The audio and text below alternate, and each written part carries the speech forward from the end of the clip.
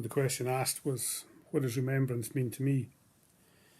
Well, as a chaplain in the army, remembrance means many, many things.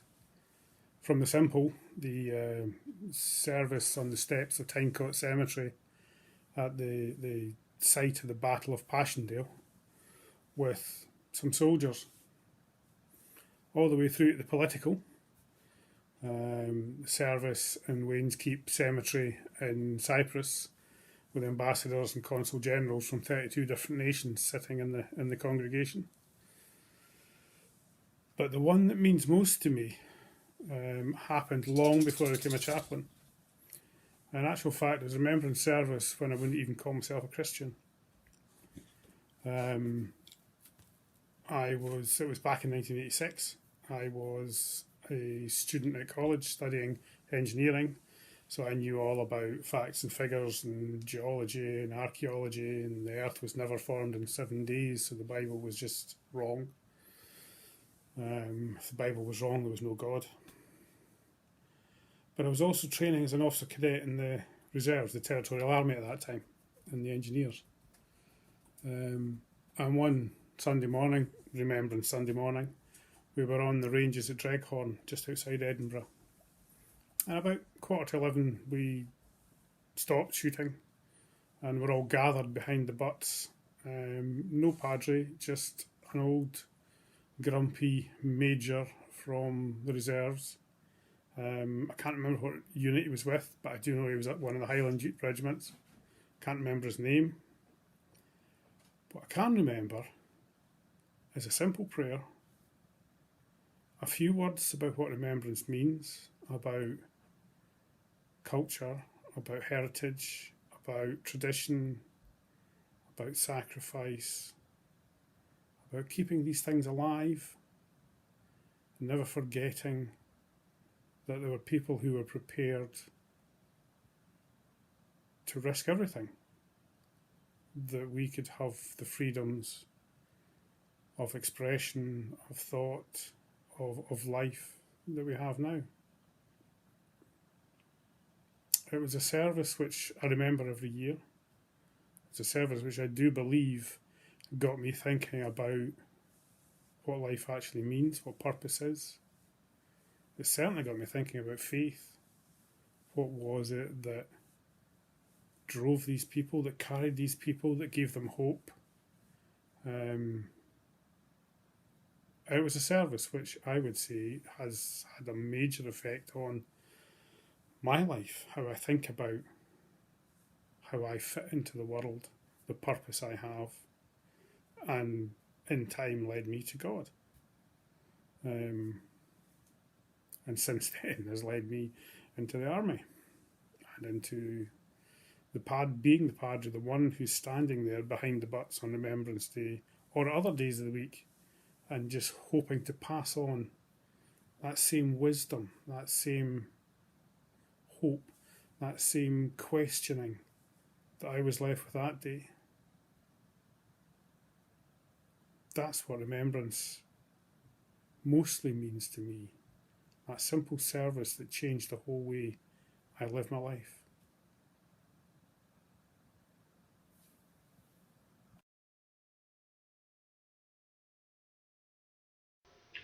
What does remembrance mean to me?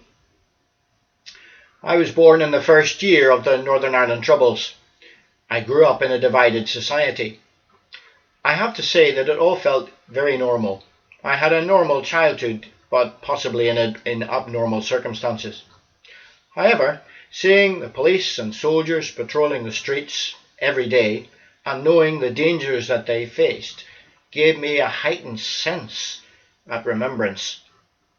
My first memory of a Remembrance Sunday was of the colours of the old 36th Ulster Division being carried into church, followed by a number of veterans from that division who had fought on the Somme during World War I.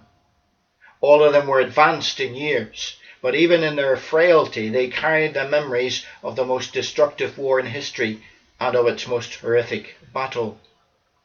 Remembrance for them brought recognition for their sacrifice, but more, it brought a rest for their soul. Both my grandfathers served during World War II. My mum's dad was in the RAF in the Far East, and the stories he told and the humour with which he told them brought that period of history to life for me. He never wore his medals. For him there was always a sense of guilt, a sense that he had survived when better men than him had not. His often told story of a fighter pilot who never returned from a mission would be followed by the question, why does God allow the good people to die while the rest of us live? My grandfather's question resonates through what we do at Remembrance. Behind me on this wall is a picture of soldiers in training. When I look at that picture, I'm in that picture somewhere as chaplain to the training regiment. I look at that picture now knowing that there are four that I know of in that picture who are no longer with us.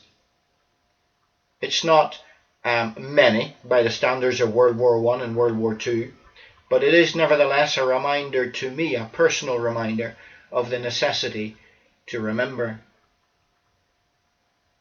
In my pocket also are a list of names, 16 in all, of folk who have lost their lives on tour or in exercise during my service as an army chaplain. Remembrance is a time of sad memories, but it's also a time to recognise the good amongst the bad. To answer my grandfather's question, why do good people die? The Bible tells us that none of us are truly good. We are all a mixture of both good and evil. There is a quote that goes something like this: all it takes for evil to triumph is for good men and women, it's an old quote, to do nothing. And I'm celebrating at Remembrance those who, though they be a mixture of good and evil, as all of us are, have stood for good in the face of evil. And that in the face of evil, some of our best qualities as human beings have been brought to the fore.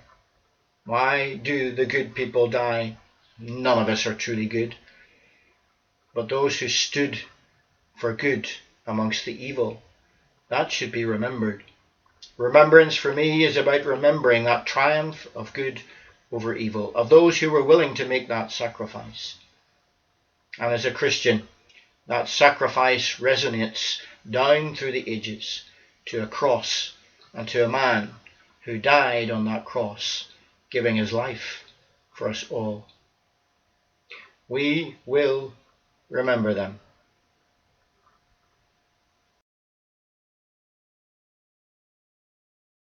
Well, I'm going to go from the beginning.